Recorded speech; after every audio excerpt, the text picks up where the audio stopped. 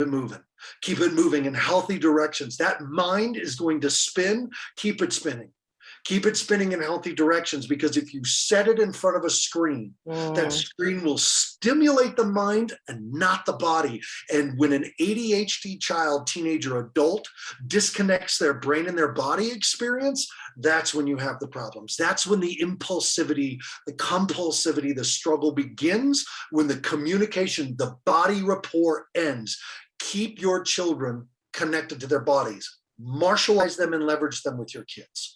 Video games are designed for the ADHD brain. There is so much light, color, and sound input stimulating my brain chemistry that I feel filled. I feel full. I am full and filled by video games as an ADHD kid. Now, I'm saying this, I don't play them personally because I'm an addict. And I know what happens if I drink, if I smoke cannabis, if I play video games, if I cut. So I have to really hyper-manage myself. But all of my personal one-on-one clients are dealing with video game dependency. Every single one of them is ADHD. And here's what I know. The video game companies have designed these games to facilitate attention of any brain. Some of the things they do stimulate bad parts of the brain, and some of the things they do stimulate good parts of the brain. So for example, Minecraft stimulates creativity. It really and truly does. But the body is not being creative. But the mind doesn't know the difference. And that's based on a lot of military research of soldiers in actual firefights, and then those same soldiers playing first-person shooter games. Guess what? The same parts of the brain are being stimulated, whether it's real combat or video game combat.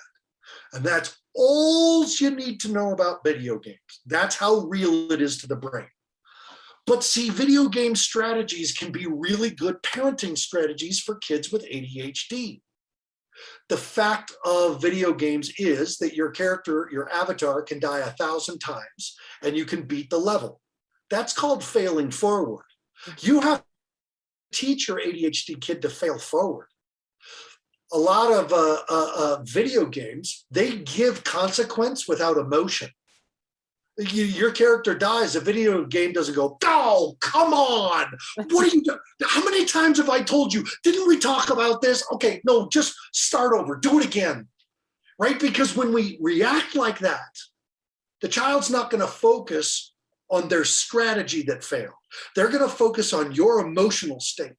And when they focus on your emotional state, their hypervigilance is gonna kick in.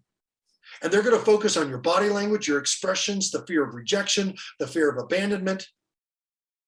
My ability to teach micro expressions to therapists, to go to Vegas and do all these body language, the human lie detector stuff that I could do, came from the fact that I wanted to be included. So I had to constantly watch for cues of acceptance. And that's hypervigilance for an ADHD kid. But I can take that same gift of hypervigilance and put it in a video game and have it totally facilitated, totally acknowledged, and totally rewarded. So if you punish me for failing with an emotional response, I'm not going to focus on my strategy. And that's what you want me to focus on, mom and dad. Because if I do it wrong, you want me to do it right. But if you let me fail forward, I'm going to do it wrong a few times before I say, all right, what am I doing wrong? Because my hypervigilance will ultimately turn to that unless I got to deal with your emotional state. Then I'm just going to focus there. So that's why taking care of your adult relationship second includes you resourcing with your parenting partners or support groups or whatever you have to do